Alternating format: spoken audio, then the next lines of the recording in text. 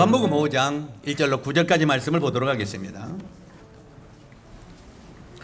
요한복음 5장 1절에서 9절까지 먼저 교독을 좀 하도록 하겠습니다. 제가 1절을 읽으면 여러분들이 2절을 읽고 해서 9절까지 읽도록 하겠습니다.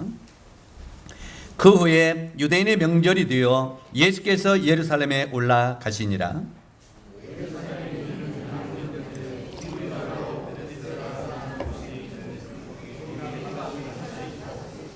그 안에 많은 병자, 맹인, 다리 저는 사람, 혈기 마른 사람들이 누워 물의 움직임을 기다리니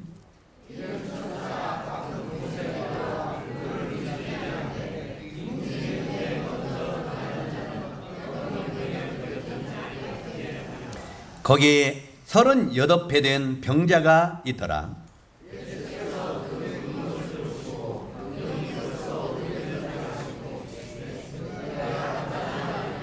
병자가 대답하되 주여 물이 움직일 때 나를 못에 넣어주는 사람이 없어 내가 가는 동안에 다른 사람이 먼저 내려가나이다.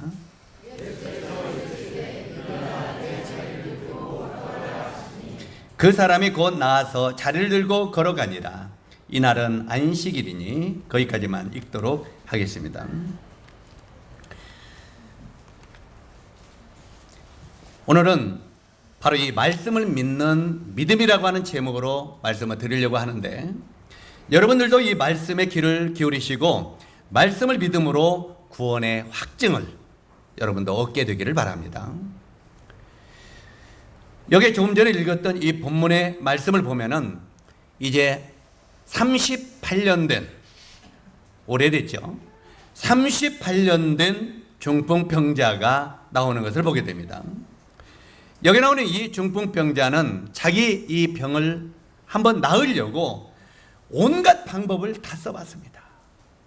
이 온갖 방법을 다 써봤지만 고침을 받지 못하고 몸은 점점 만신창이가 되어가 버리고 말았다는 것입니다. 여기 나오는 이 병자는 이제 마지막으로 사람들의 도움을 받아가지고 베데스다라고 하는 그 연못가에 이제 사람들의 도움을 받아가지고 그 못에 내려왔습니다. 자기 스스로는 내려오지 못하기 때문에 사람들이 그들을 들어가지고 바로 이 베데스다 못가에 데리고 왔다는 것입니다. 여기에 이 베데스다 못이라고 하는 뜻은 자비의 집이다, 이런 뜻입니다. 맞으면 자비가 내려지는 집이다, 이런 의미예요. 실제로 이 베데스다 이 못에는 옛날부터 이 예루살렘에 전설이 있었는데, 그 전설에는 가끔 천사가 그곳에 내려와 가지고 물을 이렇게 휙 동인다고 하는 이야기가 있습니다. 물을 맞으면 이렇게 휙 동인다, 이 뒤 흔든다 그 말이에요. 그러니까 아마 물이 많이 나와 가지고 막 이게 휙 돌아가는지 어쩌는지 모르겠지만 물을 이렇게 동이는데, 그 천사가 물을 동일 때 그때 가장 먼저 이 못에 들어가는 사람은 무슨 병에 걸렸든지 낫게 된다는 그런 전설이 그곳에 있었습니다. 그렇기 때문에 혹시 이제 이 병에 나서볼까 가지고 각종 병자들이 그 베데스다 못가에 다 모였습니다. 아마 환자들이 바로 여기에 와글와글 모였겠죠. 굉장히 많이. 그런데 여기에 이 38년 된 중풍병자도 혹시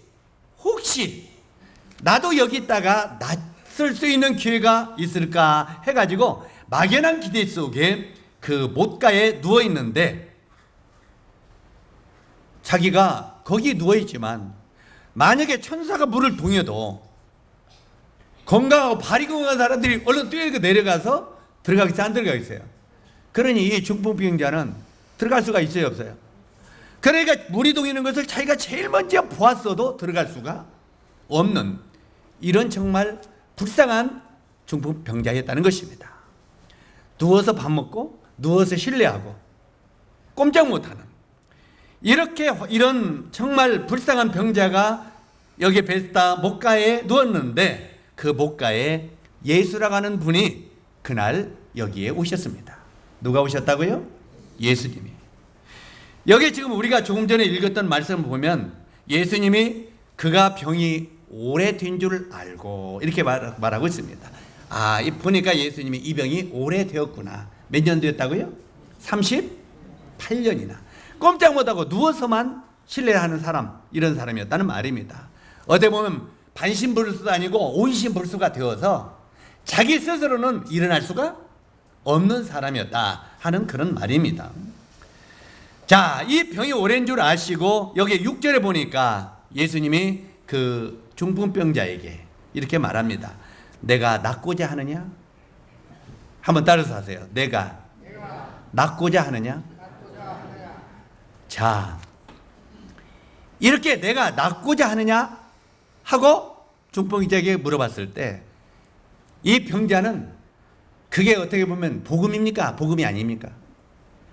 기쁜 소식입니다. 낫고자 한다고 하는 마음. 그래가지고 이 병자가 자신의 딱한 사정을 예수님 앞에 고합니다. 예, 낫고자 하는데 나도 이제 이 천사가 물을 동이면 한번 들어가 보려고 하는데 누가 나를 물속에다 던져주는 사람이 없습니다. 누가 나를 물속에다 던져라도 줘야 되겠는데 던져주는 사람도 없다고 말해요. 그러면 그 물 동이는 걸 보고도 못 들어가는, 스스로 아무것도 할 수 없는 이런 자라고 예수님 앞에 그 사정을 이렇게 고해 바치는 것을 보게 됩니다. 자, 그 이야기를 듣고 예수님이 그 병자에게 엄청난 말을 지금 던집니다. 뭘 던진다고요? 엄청난 말을 지금 던집니다. 바로 여기에 나오는 38년 된 병자는 병원도 많이 다녀봤고 수없이 병이라는 의사들도 만나봤습니다. 도저히 인간의 방법으로는 자기 병을 낫을 수 없다고 하는 것을 이미 경험한 사람입니다. 그런데 그런 병자에게 예수님이 엄청난 말을 던지는데 8절에 보니까 어떤 말을 던지냐면 따라서 해주시기 바랍니다. 일어나 내 자리를 들고 걸어가라. 자, 이 보세요. 뭐 약을 준 것도 아니고 침을 놔준 것도 아니고, 뭐 이렇게 막 수술을 해준 것도 아니고 예수님이 그 38년 된 중풍 환자에게, 병자에게 말을 던집니다. 예수님의 말씀이 환자에게 던져졌습니다. 어떻게 던져졌다고요? 일어나라. 일어나라. 실제로 일어나 내 자리를 들고 걸어가라. 이렇게 보면 우리가 인간의 상식으로 볼 때는 미친 소리죠. 이게 이해가 되는 소리입니까? 38년 동안 일어나지도 못하고 꼼짝도 못하는 이런 중풍병 환자에게 일어나라. 일어나서 자리를 들고 걸어가라. 이것은 황당한 소리입니다. 정말 이런 황당한 소리가 지금 이 중풍병자에게 던져졌습니다. 우리 한번 생각해 보시기 바랍니다. 여기 나오는 이 환자는 스스로 움직일 수도 없죠. 그 다음에 누운 채 빵을 구걸하고 연명하고 있었습니다. 정말 이런 상황을 볼 때 도저히 이 환자에게는 이 말이 불가능한 일입니다. 이 불가능한 일인데 그는 예수님의 말씀이 그에게 던져졌어요.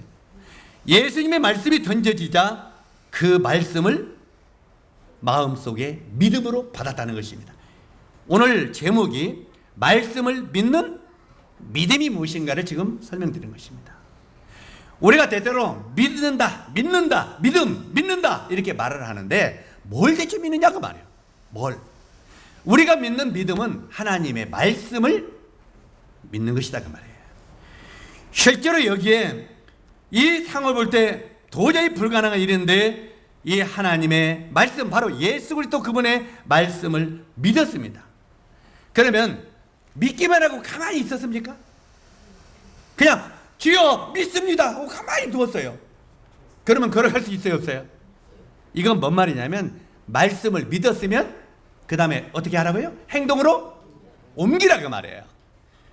여러분, 우리가 말씀을 믿는다고 가만히 누워있으면 걸어가는 게 아닙니다. 말씀을 믿었으면 그 말씀을 믿는 대로 일어나서 행동으로 옮기라는 말입니다. 바로 이 행동으로 옮기니까 어떻게 됐습니까? 그 중풍병자가 일어나서 자리를 들고 걸어갔습니다. 자, 내가 중풍병자라고 해보세요. 지금 자리를 깔고 누웠습니다. 그런데 주님이 일어나라, 이래서 내 자리를 들고 걸어가라 그래요. 예? 일어나라고요? 예? 말씀을 믿으니까 일어나세요, 안 나세요? 일어나니까 일어나 보네? 일어나지네? 다리를 들고, 예, 다리를 들어서 감았어요. 감아지네? 전에는 이렇게 하지도 못했는데 감아지네? 걸어가라! 예? 걸어가니까, 걸어가지, 안 가지? 이 중풍병자가 지금 자기가 하는 행동이 지금 놀랐겠어요, 안 놀랐겠어요? 자기가 하는 행동도 지금 굉장히 놀랐을 것입니다. 내가 어떻게 이렇게 되지? 내가 어떻게 이렇게 되지? 자기는 38년 동안 아무것도 할 수 없었는데 예수님의 말씀을 믿고 행동으로 옮기니까 행동이 그렇게 되어져 가더라고 말이에요. 이게 믿음입니다. 믿음이라고 하는 것은 그분의 말씀을 내 것으로 받아들이고 내 것이 됐으면 그 말씀을 붙들고 행동으로 옮기는 것입니다. 이것이 믿음입니다. 자, 이 말씀을 생각하면서, 자, 그렇다면 이 믿음이란 대체 무엇인가를 더 정확하게 말씀을 드리도록 하겠습니다. 한번 따라서 하세요. 믿음이란 무엇인가? 대체 이 믿음이 뭐냐 그 말이에요. 이 믿음이라고 하는 것은 하나님의 말씀이 아래로부터 나의 삶을 받쳐주는 것이다. 이게 믿음의 정의입니다. 한번 따라서 하세요. 말씀이 나를 아래에서부터 한다. 자, 한번 보세요. 말씀이 이렇게 나를 아래에서부터 받쳐주면 내가 말씀 위에 누웠겠죠? 그럼 내가 허공에 떠 있어요. 허공에 지금 뭐가 있어요? 하나님의 말씀이 있어요. 이 말씀 위에 내가 어떻게 있어요? 올라가 누워 있다 그 말이에요. 말씀이 나를 이렇게 아래에서부터 받쳐준다 그 말이에요. 그러면 내가 말씀 위에 내 삶이 올려져 있다 그 말이에요. 그러면 나는 누구와 함께 가는 거예요? 공중에서 하나님의 말씀과 함께 삶을 살아가는 것이 믿음으로 살아가는 삶이다 그 말이에요. 이해 가시죠? 이게 어떻게 보면 꿈 같은 이야기죠. 바로 여기 나오는 이 중풍병자에게도 이 놀라운 기적의 일은 참 상상을 못할 기적의 일일 겁니다. 그래요, 안 그래요? 이 중풍병자도 이런 일이 될 것은 꿈에도 몰랐을 것입니다. 그런데 되네? 말씀을 믿으니까 되네? 말씀을 믿고 내가 따라가니까 되네? 그렇게 깨달았겠어요? 안 깨달았겠어요? 실제로 그렇게 된다고 하는 것을 깨달았어요. 그래서 하나님의 말씀이 아래서부터 받쳐주는데 이 사실을 믿고 말씀과 함께 믿음으로 동행하면 기적이 일어난다는 것입니다. 우리가 마가복음 11장 24절을 보면은 거기에 이렇게 기록이 되어 있습니다. 한번 따라서 하세요. 무엇이든지 기도하고 구하는 것을 받은 줄로 믿으라. 자, 너희가 무엇이든지 기도하고 구하는 것을 받은 줄로 어떻게 하라고요? 믿으라고 말이에요. 너희가 정말 믿음으로 구했으면 그것이 사실로 받은 줄로 너희는 믿으라고 말이에요.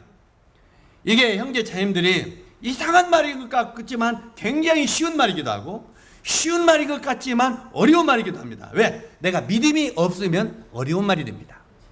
그러나 이 믿음이 내게 오면은 이 말은 굉장히 쉬운 말이 됩니다. 그래서 이 말이 내 마음속에 어렵게 느껴지면 내가 아직 믿음이 없는 사람인 걸 아시기 바랍니다. 그러나 이 말씀이 쉽게 내 마음속에 접해지면은 내가 믿음으로 사는 사람이 될 수 있다는 말이에요. 다시 반복합니다. 무엇이든지 기도하고 구하는 것은 받은 줄로 믿으라. 그리고 야고보서 1장 6절에 보니까 오직 어떻게 구하라고요? 믿음으로 구하고 조금도 의심하지 말라 이렇게 말하고 있어요. 믿음으로 구하고 조금도 의심하지 말라. 다시 말해서 너희가 정말 믿고 구했으면 나은 것을 믿으라는 것입니다. 내가 병이 들었으면 나은 것을, 또 내가 뭐가 필요했으면 그 구한 것을 얻는 줄로 믿으라는 것입니다. 제가 우리 자매가 이거 간증하지 말래요. 근데 내가 하려고 그래요. 왜? 실제로 이것은 우리가 믿음으로 살아가는 것이지 눈치로 살아가는 게 아니기 때문에요. 자, 우리 지난 얼마 전에 2주 전이죠. 2주 전에 우리 이 우리 캠프 때문에 우리 사회 보는 형제님이 100만 원인가 100만 원 정도 조금 못되게 헌금이 됐다고. 얼마가 필요했다고 했습니까? 650만 원이 필요한데 100만 원이 아직 안 됐다고 굉장히 걱정하면서 막 헌금 좀 해주세요 하고 우리 형제 자님들에게 이야기하는 거 들었어요? 안 들었어요? 들었죠? 이제 이번에 얼마 됐다고요? 200이 조금 안 됐다고요? 그런데 앞으로 650만 원이 필요하니까 200이 아직 좀 덜 됐으니까 지금도 불안해 안 불안해요? 오늘 어떻게 광고했어요? 시간은 다 되어 가는데 관심을 가져주세요? 이렇게 했어요? 안 했어요? 그때 내가 우리 형제 자님들에게 뭐라고 했습니까? 섬 전도를 해서 내가 약 400 내지 500이 필요하다고 말씀드렸어요? 안 들었어요? 우리가 계획된 섬 전도 여행은 500이 필요한데 정말 이걸 위해서 우리가 기도하자고 그랬죠? 그러면서 나중에 그랬죠? 이 금년에 이 섬 전도는 솔직히 시작부터 제 마음에 굉장히 두려움이 왔습니다. 왜요? 지금 섬 전도를 주님이 30년이 넘게 하도록 하셨는데 금년같이 제 마음에 섬 전도에 두려움이 온 건 처음이었습니다. 왜요? 전에는 우리 수양관이 있었어요? 없었어요? 수양관이 있어가지고 거기에 이제 계속 캠프를 치르고 하면은 음식이고 막 뭐시고 김치고 뭐이고 남아요? 안 남아요? 그래서 쌀도 남고 그러면 그것을 딱 준비하면 우리가 먹고 하는 것은 해결이 돼야 안 돼요? 되니까 일단 기분이 먹는 것은 해결이 돼야 안 돼요? 해결이 됐어요. 뭔 말인지 이해가시죠? 그러니까 항상 뭔가 이게 기댈 만한, 옛날에 우리가 세상적인 용어로 소도, 언덕 있어야 비빈다고 그러잖아요. 이 언덕이 요만큼 있으니까 거기다 비비고 시작할 수가 항상 있었다가 말. 그리고 그 당시에는 우리가 그 할 때는 뒤에서 이런 섬전도를 해서 조금씩 도와주는 스폰서도 있었다고 말이에요. 스폰서가 뭔지 알죠? 물질로 이렇게 조금씩 도와주는 스폰서. 그런데 금년에는 이제 아무것도 없는 거예요. 진짜 아무것도 없고 이제 어디 가서 김치 하나가 없어요. 그런데 일은 계속 해야 되는데 마음에 두려움이 오더라고요. 주여, 내가 또 하나님 말씀을 이용해서요. 말씀을 전하니까 말씀을 이용은 잘해요. 모세에게 뭐라고 했습니까? 하나님이 모세야, 네가 할 일은 여기까지다. 너는 가나안에 이제 그만 들어가고 여기서 이제 나한테 올라오라. 여기까지다. 그랬잖아요. 그런데 모세는 내가 가나안에 들어가고 싶습니다. 아니야 여기까지다. 자, 그 말이 떠오르면서 주님, 이제 섬전도는 여기까지인가요? 이제 그만할까요? 그랬어요. 여기까지인가? 그만하면 저도 편해요? 안 편해요? 편하죠. 모든 게 편해요. 걱정할 것도 없고. 에? 오히려 그 시간 다른 거 하면 편하죠. 그런데 주님이 처음에 그 일을 하게 할 때 주님이 저에게 말씀을 주신 것이 성령이 너에게 임하면 너희가 권능을 받고 예루살렘과 유대와 사마리아와 땅끝까지로 내 증인이 되라. 그 말씀을 처음에 옛날에 30여 년 전에 제가 받았어요. 그러면 주님, 땅끝이 어디입니까? 하고 그 말씀을 읽다가 물어봤을 때 우리 한국을 극동지역이라고 그래요. 그러죠? 극동지역이면 땅의 끝터리 지역이 한국이에요. 그러면 이 극동, 동쪽에 있는 끝이다 그 말이에요. 그러면 한국이 예루살렘을 중심으로 끝인데 그러면 이 끝에서 끝은 어딜까? 그게 한국의 끝인데 한국의 섬들이 더 끝이잖아요. 그래 안 그래요? 아, 그래서 이 섬들이 바로 동쪽에 있는 끝이구나. 그러면 이 땅 끝까지로 내 증인이 되라고 했으면 주님, 이 말에 순종하겠습니다. 그리고 이 말에 어떤 일이 있어도 주님, 우리를 부르실 때까지 순종하겠습니다. 이렇게 했어요. 그래서 그 말씀에 순종하기 위하여 계속 했어요. 그런데 이게 이제 지금 끝나버리면 어떻게 되겠습니까? 그 말씀을 끝까지 충성한 것이 됩니까? 못 됩니까? 못 되잖아요. 그래서 굉장히 고민이 빠졌어요. 그래서 주님, 이 일을 계속 하는 것이 주님의 뜻입니까? 그랬더니 이놈아, 그건 당연히 뜻이지. 그래요, 마음속에. 당연히 뜻이지. 그런데 주님, 사방을 보내. 이제 도와주는 사람도 금년부터는 없고 어디 뭔가 소도 언덕이 있어야 비비는데 비빌 만한 것이 아무것도 없습니다. 그래도 해야 됩니까? 그러더니 네가 내 안에 거하면, 우리 항상 제가 메시지 할 때 뭐라고 했어요? 내가 너와 함께하면 네가 용사가 되리라. 그런 말씀 많이 들었어요? 안 들었어요? 내가 너와 함께하면 가능하지 불가능하겠냐? 너는 왜 강단에서 그렇게 말하면서도 내가 너와 함께한다는 것을 너는 안 믿느냐 그랬어요. 그 말씀을 듣는 순간 제 마음이 더 두려웠어요. 그러면 주님, 그 일을 하려고 하는데 그러면 어떻게 해야 됩니까? 네가 나를 믿으면 마음이 확신하라 그래. 확신하라. 예, 그는 확신하겠는데 사물을 본 게 아무것도 없어요. 그러면서 그때 다시 제 마음속에 그걸 보여주더라고요. 바로 이 여호수아가 요단강을 건너서 가나안에 들어갈 때 뭐라고 했습니까? 먼저 제일 앞에 제사장들이 언약궤를 메라. 언약궤는 하나님 말씀이죠. 언약궤를 메라. 그리고 언약궤를 메는 제사장들이 제일 앞에 서라. 제일 앞에 서서 바로 이 요단강을 발로 짚으라 그랬어요. 밟으라. 자, 보세요. 우리 그냥 그게 지나가는 이야기로 붙지 말고 한번 생각해 보세요. 지금 요단강에 물이 흘러내려가요. 꽉 차서 물이 강에 흘러내려가는데, 자, 앞에들은 그 제사장이 지금 몇 명이 언약궤를 짊어져서 안 짊어졌어요?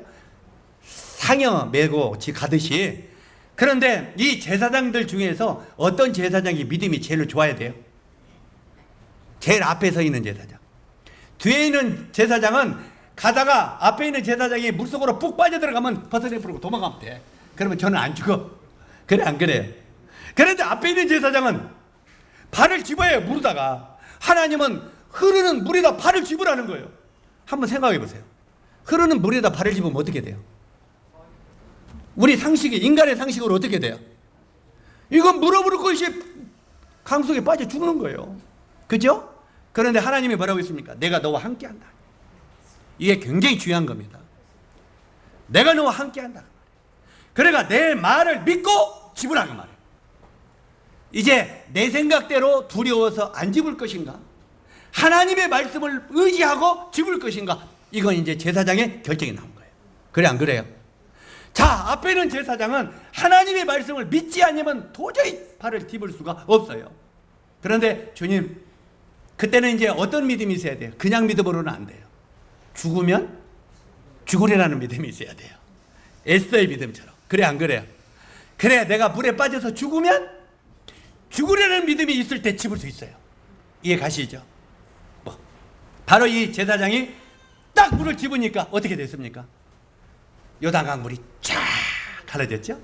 그래가지고 이쪽 내려오는 물은 산더미처럼 올라가지고 뚝이 되어가지고 쫙 위에까지 물이 차고, 밑에 있는 물은 싹 빠져나갔죠. 흘러서 완전히 탄탄한 이 강을 이스라엘 백성들이 넘어서 가나안을 들어가는 것을 우리 성경에 기록이 있습니까 없습니까?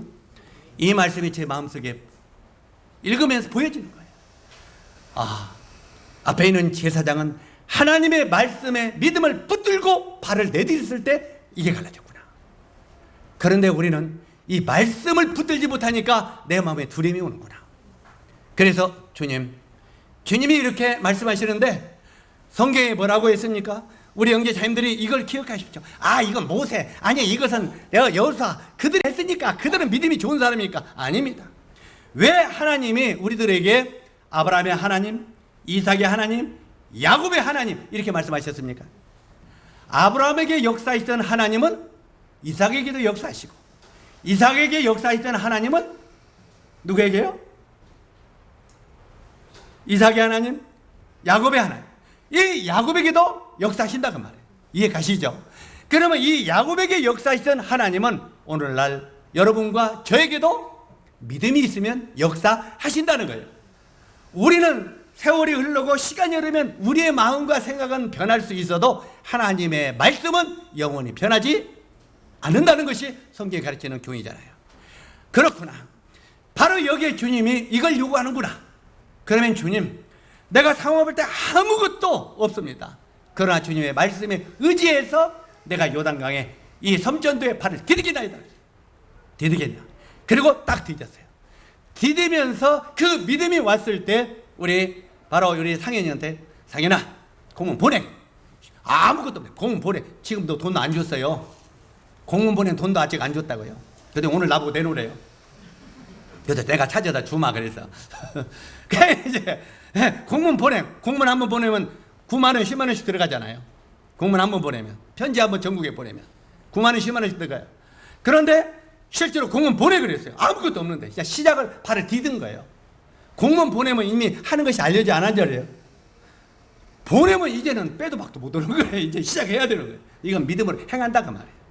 믿음으로 보내서, 그리고 믿음으로 보내라고 하고 믿음으로 보내고, 그 다음에 지난번에 일요일 날 우리 형제 자매님들에게 제가 시합보자고 했어요, 안 했어요? 시합보자고 했죠? 뭘 시합보자고 그랬어요? 자, 우리 약 100명의 숫자가 믿음으로 행하면서 650만 원이 빨리 믿음으로 답이 오는지, 나는 누가 도와줄 사람도 1대1인데 한 명이 믿음으로 행할 때 내가 500이 필요한데 500을 도와주시는데 우리 4개 해보자 그랬죠. 4개 하자고 했어요, 안 했어요? 하자고 했어요? 안 들었어요? 그거 다 잊어버렸지? 안 내려고 4개 하자고 했으니까 4개에서 이제 하고 나 다 밥 사줘야 해요. 실제로 4개 하자고 했죠. 왜 아무것도 없는 주제에 4개 하자고 했냐면 확신이 왔어요. 주님이 자기 일을 위하여 하신다는 확신이 왔기 때문에 4개 하자고 한 거예요. 그만큼 믿음이 하나도 없지만. 자, 그렇게 이제 광도를 하는데, 그렇게 하는데 딱 제 휴대폰에서 제가 이제 통장에 돈이 들어오면 띵동 하고 울리거든요. 띵동 하더니 5만 원이 딱 들어와요. 자, 내가 500만 원이 필요하다는데 얼마가 들어왔어요? 5만 원이 띵동 들어와요. 그래서 작은 손바닥만한 구름이다.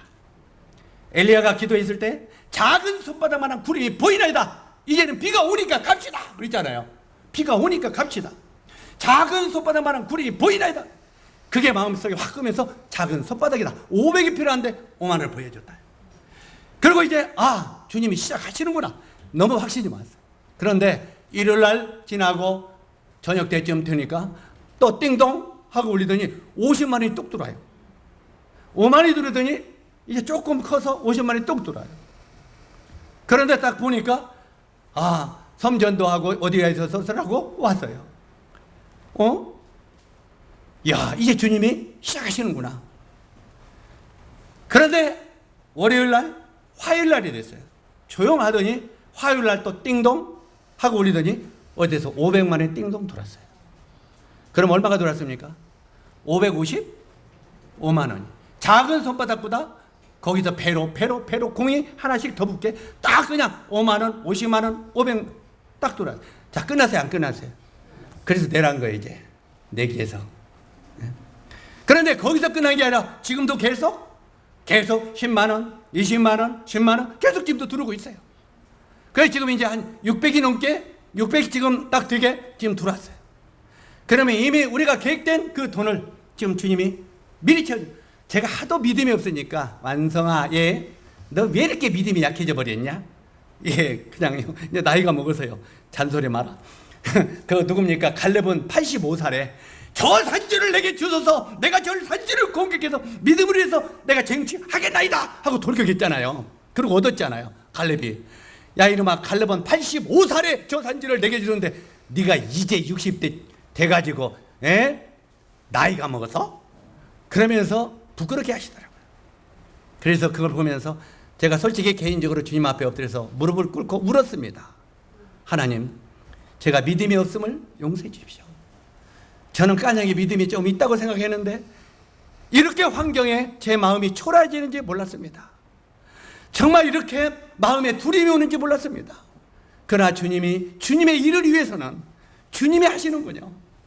주님이 하시는데 그냥 모든 것을 내가 한다고 생각하니까 두려움이 오고 초조하고 불안해 오고, 주님, 제가 이렇게 믿음이 약해진 것에 대해서 죄송합니다.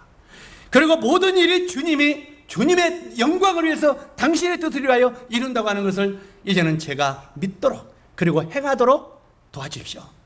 그리고 이제 주님이 그렇게 해주셨으니 이제 저쪽에 그 여건들을 좀 만들어 주십시오. 그리고 이제 저기 간 거잖아요.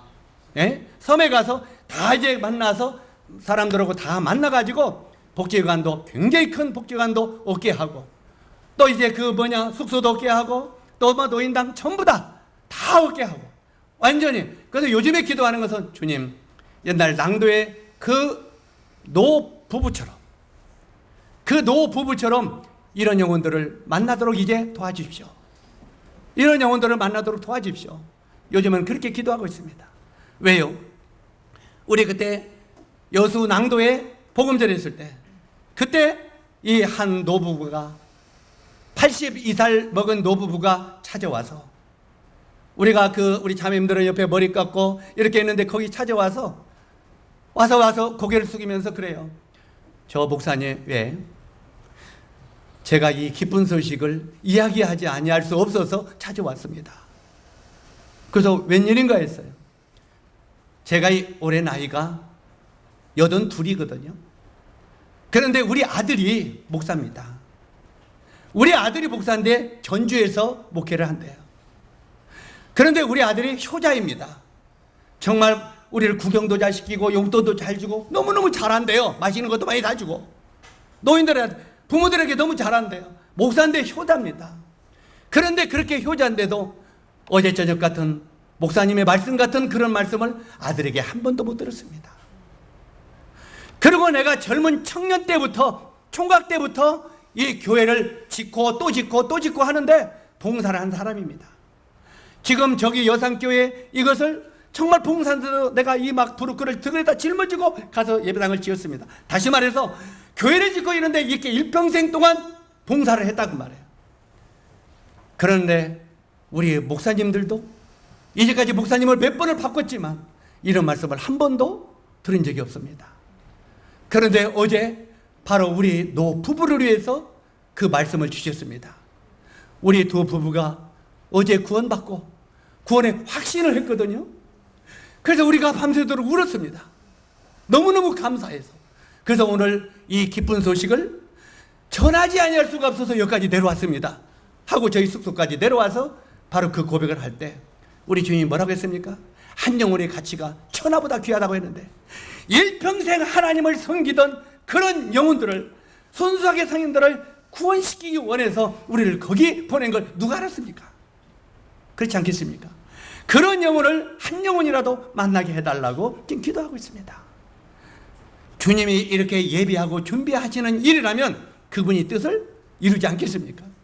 지금 우리 여러분에게 무엇을 지금 말씀을 드리려고 하느냐면 믿음이 뭐냐고 말해요. 믿음은 그분이 하신 말씀을 우리가 믿고 신뢰하는 거다. 신뢰를 했으면 그 다음에 내가 행동으로 옮기는 거다. 행동으로 옮기면 이제는 너희가 증거를 얻는다고 했잖아요. 실제로 이렇게 우리 주님의 말씀을 마음속에 확실히 믿고 그 말씀과 함께 살아가는 것이 주님이 원하시는 말씀을 믿는 믿음이라 그 말입니다. 여기 나오는 38년 된 본문으로 돌아가서 이 병자의 병이 믿음으로 나았듯이 우리의 모든 죄도 바로 이런 믿음으로 사함을 받는 것입니다. 나의 어떤 애씀과 나의 어떤 노력과 나의 어떤 이런 걸로 우리가 구원받는 게 아니라 하나님이 나에게 네 모든 죄를 아들 예수 그리스도의 십자가에 내가 넘겼다는 말씀을 네 마음에 믿으면 네가 구원을 얻는다는 거예요. 이해 가십니까? 우리가 때때로 그거 다 알아요. 많은 우리 때때로는 성도들도요. 그 말씀 나도 믿고 알아요. 근데 그 말씀에 자기 삶은 안 올려놔요. 그건 구원이 아닙니다. 여기만 알고 있는 거 구원이 아니에요. 그 말씀과 그 말씀 위에 내 삶을 올려놓고 함께 동행하는 것입니다. 말씀과 함께. 믿음이라는 건 그 말씀과 함께 가는 거예요, 삶을. 그래서 실제로 여기에 우리가 이게 뭐라고 말하냐면 우리는 죄를 짓지 아니하려고 노력하고 애씀으로 의롭게 되는 것이 결코 아니라고 말씀하시고 있고, 로마서 10장 10절에 보니까 사람이 마음으로 믿어 의에 이르고, 뭘로 믿어 의에 이른다고요? 먼저는 마음으로 그분의 말씀을 믿음으로 의에 이르고, 그 다음에 내가 내 마음에 확실하게 믿으면 의에 이르게 된다고 성경은 말하고 있습니다. 자, 이 하나님의 말씀을 믿는다는 게 뭡니까? 믿는다는 것은 예수 그리스도 생명의 그분에게 내 믿음을 뿌리를 내린다는 겁니다. 뿌리를 내리지 않으면 말라 죽어버리는 거예요. 자, 이 예를 들어서 이런 말씀을 드리고 싶어요. 우리 지금 저기 울타리 바깥에 우리 김금동 형제님이 포도나무 5나무를 심었어요. 자, 제가 잘은 모르겠지만 나름대로 극상품 포도나무 심으셨죠? 아닙니까? 안 좋은 포도나무 심었어요? 우리 안전포도나무를 심지는 않았을 거예요. 극상품 포도나무 심었을 거예요. 나름대로 종자가 좀 좋은 거. 근데 지금 아까 자매님 말하는 게 거복만 살았다고 해요. 거복만 따먹을 수 있는가 모르겠는데, 다전나무를 심었는데 처음에 내가 혹시 그 적 붙인 게 떨어질까 봐 정말 저도 애지중지에 가서 살펴봤어요. 요게 전부 살아날 것 같이 제가 믿고 있었어요. 그리고 이제 전문가가 심었으니까 내 한쪽 기대가, 여기부터 내가 잘못됐어요. 하나님이 이 생명을 살리십시오 했어야 되는데 제 마음속에 전문가가 심었으니까, 죄송합니다, 전문가가 심었으니까 살아날 것이다. 정말 주여, 주님이 살려줘야 됩니다. 이렇게 그분을 믿고 엎드려야 되는데 전문가가 심었으니 살아날 것이다. 그런데 때가 됐는데도 아지중지하면서 마르지 않게 제가 맞고 물도 주고 애를 썼거든요. 그런데 나중에 요것들이 싹시 나올 것 같더니 하나도 안 나와요. 그러더니 한 나무만 싹시 나와요. 한 나무만 싹시 나와서 이건 조금 늦게 나오겠지. 늦게 나오겠지. 왜 늦은 시와 이른 시가 있잖아요. 그런데 영원히 안 나와요.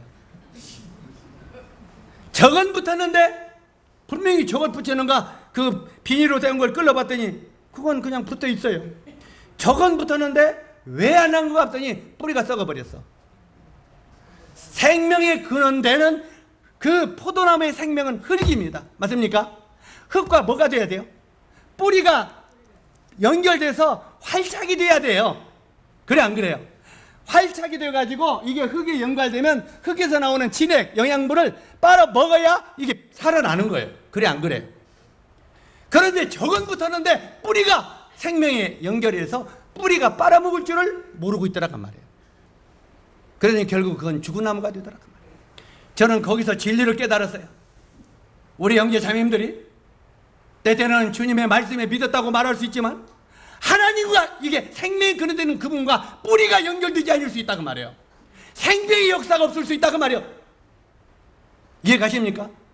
우리가 정령 구원받았다면 생명의 역사가 움직여야 돼요. 그래 안 그래요?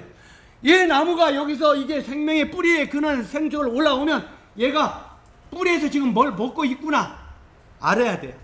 그러면 때때로 이렇게 보면 여기 물을 안 줘요. 물을 안 주면 이게 어떻게 되던가요? 점점 여기서부터 신호가 와요 안 와요? 신호가 오면 아하 물을 못 먹는구나. 그럼 얼른 갖다 물을 줘야 안 줘요? 그러면 다시 활짝이 움직여요 안 움직여요? 피어 보이죠? 그런데 실제로 이게 살아있는 것 같은데 점점 말라버려. 이 근원이 끊어져 버려. 그러면 이것은 나중에 살아있는 것 같지만 생명이 있어요 없어요? 이미 없다. 뿌리가 썩었다. 우리 형제 자매님들이요, 하나님의 말씀, 하나님의 그 생명과 여러분의 생명이 뿌리로 혈착이 되어 있고 연결이 되지 않았다면 구원받은 게 아니라 그 말이에요. 이해가십니까? 내 마음속에 하나님께 예배드리는 것도 싫고 하나님의 말씀 보는 것도 싫고 하나님의 말씀을 듣는 것도 싫고 모든 것이 하나님과 관계된 것이 자꾸 싫어진다면 이미 그분과 내 생명은 관계가 끊어졌다고 말, 썩어 있다고 말해. 여러분 마음을 다른 사람은 몰라요. 성경은 이렇게 말합니다. 너희가 믿음에 있는가? 너희 자신을 시험하라. 너희 안에 그리스도께서 계신 줄을 너희가 스스로 알지 못하느냐? 그렇지 않으면 너희가 버리운 자니라. 맞습니까? 내 안에 그리스도의 생명이 있는가를 내 자신이 잘 안다고 말이에요. 다른 사람이 아는 게 아니라 내가 안다고 말이에요. 자신이. 여러분 마음속에 그냥 하나님 앞에 그냥 뭐 예배 드리는 것도 싫고 하나님 앞에 나가서 감사하는 것도 않고 주님을 위해서 뭘 하는 것도 싫고 그냥 뭐 모이는 것도 싫고 모든 것이 자꾸 싫어지면 내 안에 뿌리가 그분과 연관이 안 됐다는 걸 꼭 기억하십시오. 100% 맞습니다. 이해가시죠? 포도나무가 저걸 부셔졌어요. 그러나 뿌리가 활착을 못하니까 그건 이미 죽은 자가 되어버리더라 그 말이에요. 생명의 근원 대신 하나님과 정말 그리스도 안에서 뿌리가 연결되지 않았다면 그는 구원받은 것이 아니라 그 말입니다. 그래서 항상 내가 때때로는 내 마음속에 우리가 착하지 못하게 죄를 질 수도 있어요. 죄를 질 수 있지만 내 마음 가운데 주님 제가 아무래도 잘못된 것 같습니다. 주님 저를 긍휼히 여주시고 저를 용서해 주십시오. 그리고 내 마음이 찾고 하나님 앞에 엎드리고 그분 앞에 나가고자 하는 마음이 있는지를 살펴보십시오. 우리가 구원받으면 죄를 하나도 안 짓고 깨끗하게 산다는 말은 결코 아닙니다. 오해하지 마세요. 실수도 하고 잘못일 수도 있어요. 이해 가십니까? 또 주일날 예배 드리고 못 참석할 때도 있어요. 그러나 우리 마음에 어떤 반응이 일어나는지를 보십시오. 내 마음에 우리 양심의 반응이 일어나요, 안 일어나요? 소연아, 교회 안 나오고 막 뭐더고 친구들하고 놀고 막 그러면은 내 양심의 반응이 일어나, 안 일어나? 반응도 안 이러고 냉랭하면 그건 뿌리가 활착이 안 된 거예요. 물론 이렇게 잘못할 수 있다 그 말이에요. 실수할 수도 있고. 그러나 내 마음에 반응이 일어나는 거예요. 이해 가시죠? 아, 이건 아니다. 반응이 일어나는 거예요. 실제로 이런 반응은 아니라는 것은 뿌리가 생명에 연결된 것이 아니라는 것입니다. 그래서 실제로 이 생명에 다시 연결시켜라 그 말. 그래서 우리가 어떻습니까? 이제는 내년에, 올해는 틀렸고 내년에 포도를 어떻게 해요? 저대로 놔두고 버리면 한번 우리 한 2년 놔두면 또 생명 싹 뜰까요? 어떻게 합니까? 우리 김금 전문가한테 다시 물어볼까요? 어떻게 해요? 파버려야 돼. 그래 안 그래요? 딱 파고 다시 생명을 심어야 돼. 정말 우리 마음 가운데 생명이 없다면 파버리고 다시 심어야 돼. 다시 복음을 심어야 돼. 뭔 말인지 이해가십니까? 복음의 생명의 씨를 다시 심어야 돼. 좀 늦었지만 실제로 지금 시대가 막바지 시대지만 우리가 이제 생명을 다시 심는 이게 필요하다 그 말. 우리가 십자가의 은혜로 죄가 사진 것을 믿는다 해도 계속 죄를 짓는 것을 우리가 봅니다. 그러나 실제로 우리가 그 죄 가운데 계속 거하면서도 아무 가책이 없다면 우리 다시 생각해보라 그 말입니다. 우리가 이사야서 44장 22절에 보면은 이렇게 말합니다. 내가 내 허물을 빽빽한 구름에 사라진 같이 내 죄를 안개에 사라진 같이 도말하셨으니 너는 내게로 돌아오라. 내가 너를 구속하였습니다. 여기 보면 바로 예수 그리스도 그분이 십자가에서 어떻게 했습니까? 허물을 빽빽한 구름에 사라진 같이 내 죄를 안개에 사라진 같이 내게로 돌아오라. 도말하셨으니 내게로. 도말했다는 말이 무슨 의미라고 했어요? 도배했다는 말이라고 했죠. 하나님께서 우리 죄를 예수님의 십자가의 보혈로 도배시켰다는 말이에요. 도배. 우리가 여기에 더러운 것이 있잖아요. 이렇게 더러운 것이 이렇게 막 낙서가 있어요.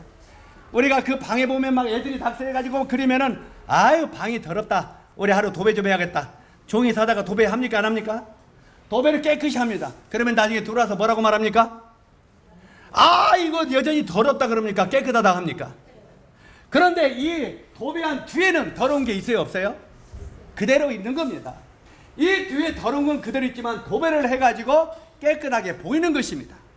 마찬가지로 우리가 내 안을 볼 때는 죄가 있어요 없어요? 죄가 있는데 예수 그리스도의 그 십자가의 보혈이 피가 내 죄를 도배했다는 말이에요. 그러니까 내가 나를 보면 죄인이 아니에요. 내가 나를 보면 죄를 짓고 죄인이다 그 말이에요. 그런데 하나님이 나를 볼 때는 예수 그리스도의 십자가의 보혈을 보기 때문에 나를 의롭다 보신다 그 말이에요. 이해 가시죠? 바로 이 예수 그리스도의 십자가의 은혜를 바로 은혜가 내 마음에 죄를 도배했구나 하는 걸 너희가 믿고 하나님 앞에 돌아와라 그 말. 이 말을 믿고 하나님 앞에 돌아와서 이제는 너희가 생명이 그려진 거기에 뿌리를 깊이 내리라 그 말이에요. 뿌리를. 실제로 이 뿌리를 내리고 살아 그 말. 여기 보면은 예수님이 38년 된 병자에게 내 자리를 들고 걸어가라 했을 때 도저히 불가능한 것 같고 말이 안 되는 소리 같지만 그의 말씀을 믿고 일어나 걸어갔습니다. 믿고 일어나 걸어갔어요. 예수님이 하신 말씀이 내 병이 나았다는 말 아닙니까? 네 병이 나았다고 말. 그래 네 병이 나왔으니까 일어나 걸어가라. 그랬을 때 그가 일어나서 걸어가. 하나님의 말씀을 내 마음속에 믿을 때 능력이 나타난다 그 말이에요. 그러니까 우리가 정말 하나님을 믿는 것은 그분의 말씀을 믿는 것입니다. 우리가 누가복음 17장 12절 이하에 쭉 보면은 10명의 문둥이가 나옵니다. 그죠? 10명의 문둥이가 예수님 앞에 나왔어요. 예수님 앞에 나왔는데 예수님이 그 문둥이들이 와가지고 주여 예수님 우리가 문둥병이 걸려서 죽어가고 있나이다. 썩어 문드러져 가고 있습니다. 우리를 깨끗하게 해주십시오. 살려주십시오. 그때 예수님이 너희들이 제사장에게 가라. 그리고 그에게 그 문둥병을 보여라 그 말이에요. 문둥병을 보여라. 그러니까 10살의 문둥이가 그 말을 믿었어요. 그 말을 믿고 대상한테 갔습니다. 제사장한테 가다 보니까 문둥병이 깨끗하게 됐어요? 안 됐어요? 10명의 문둥이가 깨끗하게 됐어요.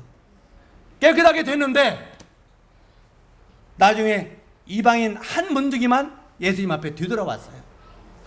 되돌아와가지고 주님의 말씀을 믿고 우리가 갔는데 가는 도중에 우리가 깨끗하게 된 것을 알았습니다. 주여 고맙습니다. 고맙습니다 그랬어요. 그래가 예수님이 뭐라고 했습니까? 너희가 깨끗하게 입음을 받은 자가 몇 명이냐? 10명이지 않느냐? 깨끗함에 입음을 받은 자가 10명 아니냐? 그런데 어떻게 다시 돌아와서 감사를 하는 자는 이 이방인 하나뿐이 없느냐 그 말이에요. 9명은 어디로 갔느냐 그 말이에요. 그러면서 이 돌아와서 감사를 드리는 그 문둥이에게 내 믿음이 너를 구원하였느니라 그랬어요. 한번 따라서 하세요. 내 믿음이 너를 구원하였느니라.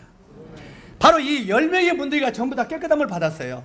다시 말해서 예수님이 십자가에 돌아가실 때 이 세상의 모든 사람이 주는 이미 다 깨끗하게 받았다는 말입니다. 그러나 그 사실을 우리 마음에 믿고 그분 앞에 되돌아와서 그분 앞에 감사하고 그분하고 관계를 맺어지는, 그분께 감사하고 그분과 관계를 맺어지는 그 사람이 구원을 받은 사람이다 그 말이에요. 아, 내 죄를 씻어주니까 나 이제 죄산 받으니까 천국에 가겠네. 알았어. 그 다음부터 빠이빠이 나 이제 내 맘대로 살아. 그건 가짜다 그 말이에요. 이해 가십니까? 그것은 여기만 빙빙 돌지 여기는 지금 뿌리가 그분과 연결이 돼 있어요? 안 돼 있어요?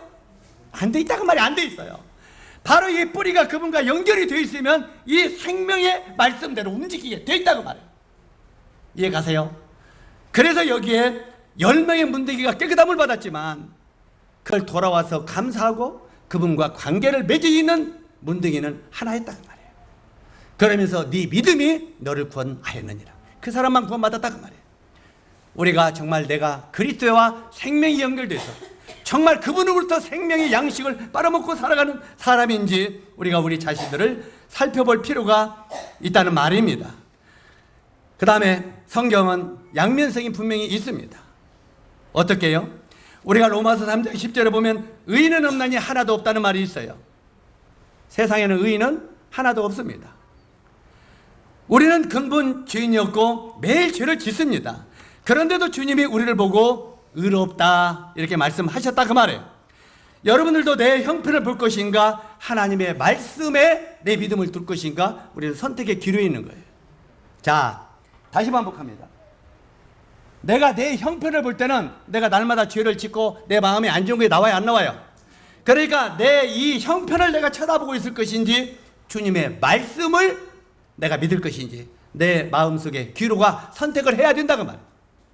내가 선택의 기로가 내 마음에 있다고 말이에요. 우리가 내 행위를 보면 나는 도저히 불가능한 사람이야. 그러나 그분의 말씀을 믿으면 가능하다고 말이에요. 그래서 우리가 그분의 말씀을 붙들면 우리가 의롭다함을 얻는다 그 말입니다. 실제로 38년 된 이 병자도 예수님의 나았다는 말씀을 믿고 일어나 걸어갔습니다. 행동으로 옮겼다는 말이죠. 그랬을 때 그가 주님 내 이제 걸어가니까 주님 이제 오늘부터 빠이빠이 이제 잘 다르셔 나는 내 마음대로 살겠습니다. 그 문제가 그렇게 했습니까? 그렇게 했어요? 그렇게 했다면 그 진짜 가짜죠. 믿는 믿음이. 실제로 그는 이제 그 남은 생애가 주님을 위하여 삶을 드렸을 것입니다.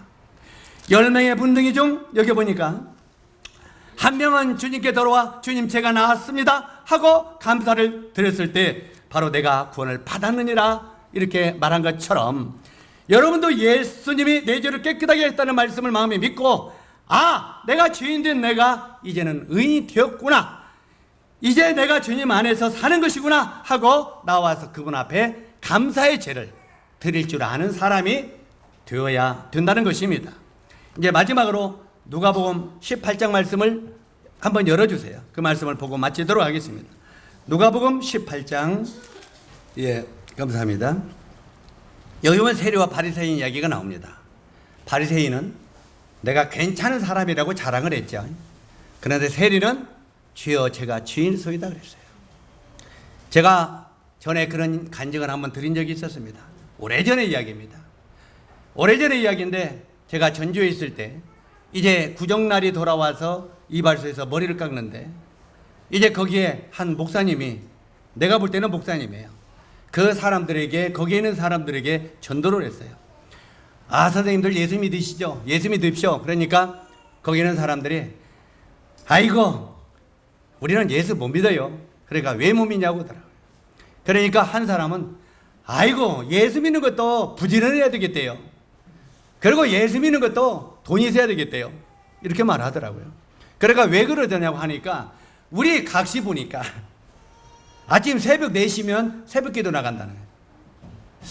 근데 우리들은 새벽 기도가 없어서 게을러졌는가, 김제교회는. 이제 일반 예배도 빠지니까 이거 할 말이 없죠. 새벽 기도를 한번 해볼까요? 새벽 4시에 이렇게 나가는데 그 사람이 자기는 아침 7시 되어야 임난다는 거예요. 그러니 도저히 자기는 게을러서 예수 못 믿겠다는 거죠.